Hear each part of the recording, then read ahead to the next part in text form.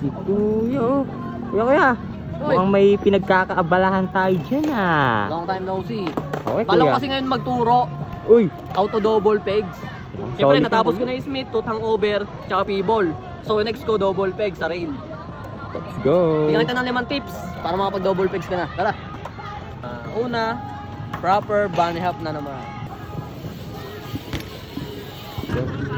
Pangalawa, bunny hop sideways na naman tayo. Makakatulong yon sa in and out ng tree. Let's go.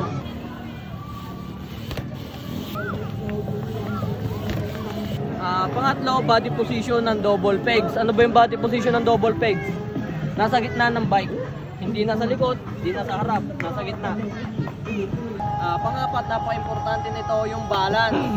Hindi pwedeng nakaganto, hindi pwedeng nakaganyan yung katawan mo. Dapat ganyan ka lang. Chill ka lang ba? Tamang amats ka lang ba? Oh, ha? Panglima, time to execute the double pegs. Let's Let's go. go.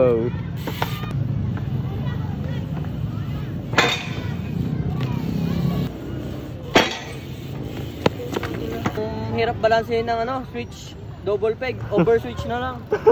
Mayabang ka talaga, Kuya.